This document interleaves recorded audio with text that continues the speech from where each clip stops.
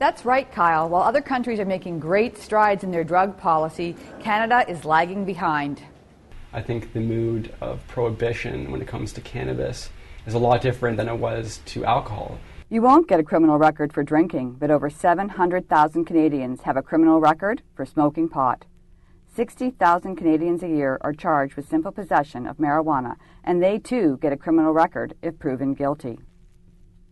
Professor Andrew Hathaway from the University of Guelph, who has done research on cannabis, says, if the vast majority of all drug cases are marijuana related, and the vast majority of those are fairly small scale dealing or possessing, we realize just how much of the war on drugs is kind of propped up by marijuana. The Canadian Foundation for Drug Policy says the war on pot costs Canada $20 billion a year.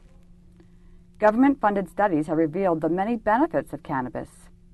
We're in a very interesting time right now when a lot of that kind of thing goes out the window. I don't even think we're really pretending that the research matters anymore. New techniques in dealing with drugs are working in other parts of the world. There are countries like Portugal and other countries in Europe that have done this and have found no problem. We legalize alcohol, tobacco, and over-the-counter codeine, and yet we criminalize certain drugs based on no good evidence. A new crime bill, C-15, is before our politicians, and along with it, mandatory jail time, like 9 months in jail for growing one marijuana plant in your own home. Statistics show that 10% of Canadians use marijuana on a regular basis. So who are the 10%?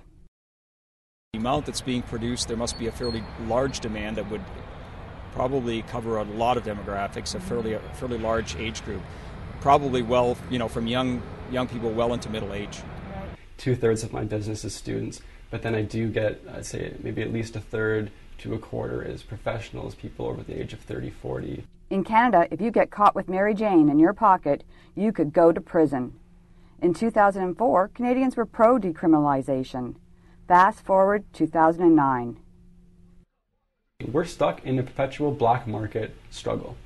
Serious recommendations have all been ignored. In 2002, the Senate came out with, we should be legalizing cannabis. The House of Commons put together its own committee at the time, and they ultimately came out in favor of decriminalizing cannabis. Well, my opinion is that marijuana and possibly most drugs, if not all, should be legalized.